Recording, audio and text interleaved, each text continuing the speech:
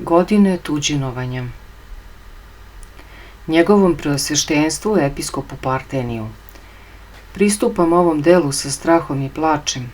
Plašim se da svojim bezbrojnim gresima ne dodam još jedan greh, prekoračivši granice skromnosti.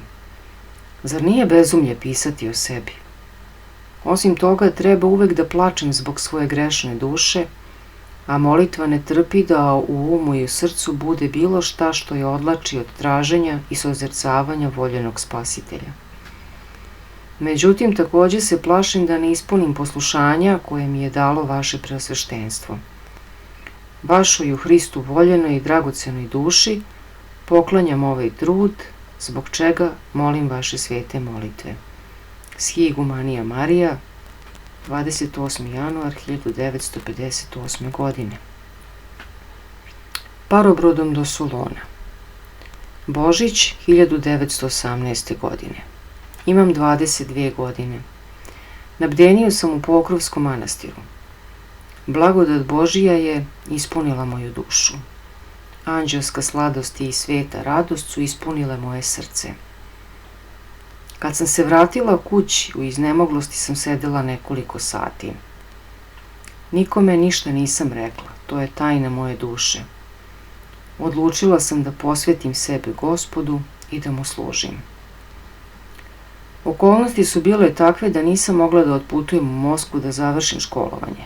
4 godine sam studirala na Istorijsko-filološkom fakultetu, ostala mi je još 1 godina. Roditelji su odlučili da me pošalju u Rim, gde je živela moja tetka, kako bih završila školovanje i usavršila jezike. U Kijevu je bila austrijska vlast. Izdali su mi pasoš. U italijanskom konzulatu sam dobila vizu, sa sobom sam ponela samo malo stvari i novca i uputila se u Odesu. Sve se uredilo tako da roditelji koji su me voleli nisu znali da sam zauvek otišla od kuće. U Odesi su na vlast došli Francuzi. Da bih otputovala u inostranstvo, bilo mi je potrebna viza koju su odbili da mi daju. Nisam znala šta da radim, ali sam morala da otputujem. Krenula sam u crkvu i počela da se molim Gospodu. Kad sam izlazila, slučajno sam čula razgovor. Jedan čovek je govorio drugom.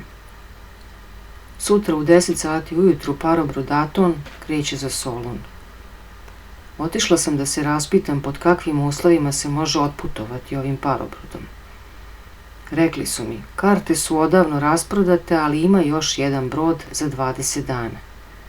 Donesite pasoš sa francuskom vizom i kupite kartu. Nisam znala kako da postupim, ali je bilo moguće da i dalje ostanem u Rusiji. Molila sam se Gospodu i molila sam ga da mi ukaže put. Sledećeg jutra sam otišla do pristaništa. Gospode, tebi je sve moguće, pomolila sam se iz dubine duše u mislima, pa se popeh na palubu. Stojim s malom torbom. Odjednom poče pometnja. Kažu, neka žena boljševik je dospela na brod, svuda je traži, sigurno će je streljati. Francuzi su se tada trudili da spreče ulazak boljševika u Evropu. Uplašila sam se. Više nisam mogla da izađem na obalu. Tada sam se vatreno obratila Spasitelju, kao da mi se ognjena strela iz dubine srca uznala u vis. Gospode, tebi je sve moguće, spasi me. I Gospod je uslišio moju molitvu.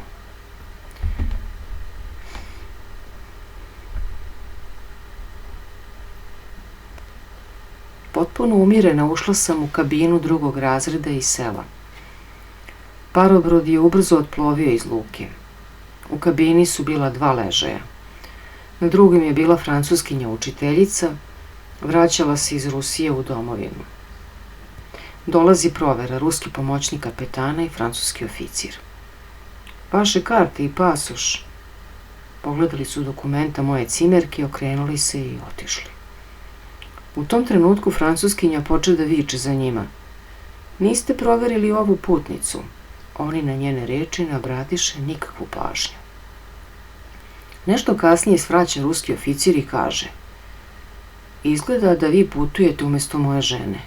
Ona se pred polazak razbolela i sad sam hteo da znam kome su prodali njenu kartu. Napeto sam ćutala i zapanjeno se zahvaljivala Gospodu. Na parobrodu ima mnogo kabina. Kome je doveo na jedino slobodno mesto? Da li se žena oficira slučajno razbolela? 2 dana kasnije, u Konstanci, tamo smo stajali 4 dana, sišla sam na obalu i požurila u crkvu. Posle liturgije se vraćam na brod, silazim u kabinu, a u susret mi idu 2 francuska oficira. Vaš pasoš i karta. Moleći se Gospodu, pravila sam se da ih tražim u torbi. Očigledno im je dosadilo da čekaju i ubrzo su otišli. Zablagodari ih Spasitelju. Tih dana sam postila. Jela sam samo suve smokve, kojih sam ponela malo, molila sam se ležeći na krevetu ili sam šetala palubom, vatreno preklinjala Gospoda da me spasi. 10 dana kasnije brod se približio Solonu. Poslednja provera. Francuski oficiri svima uzimaju karte i pasoše i od mene traže dokumenta. Iznenada, jedan od ljudi koji vrše proveru hvata drugog za ruku i kaže mu na francuskom: "Šta ti je? Već smo uzeli od nje pasoš i kartu, to je putnica 1. razreda." Odlaze od mene s poštovanjem i ponovo od sveg srca blagodarim Gospodu. Napuštamo brod. Svi idu na carinu gde se pregledaju stvari. Vraćaju pasoši i izdaju potvrde na osnovu kojih puštaju ljude u grad. Na kapiji graničara stoji vojnik koji prima potvrde i dozvoljava prolazak. Ne idem na carinu, nego pravo na kapiju. Poslednje iskušenje. Moja molitva je vatrena. Gospode, spasi. Približavam se rampi. U tom trenutku veliki kamion juri putem i kapljice blata padaju vojniku na lice. Dok trlja oči, tiho otvaram kapiju i izlazim u grad. Kako da izrazim rečima, kako da opišem kakvom zahvalnošću se ispunila moja duša? Krenula sam u crkvu svetog velikomučenika Dimitrija Solunskog i počela da se molim Gospodu. Bila sam radosna. Osjećala sam neobičnu bliskost Boga koji me čuje. Na duši mi je bilo lako i svetlo, duša mi je bila zahvalna.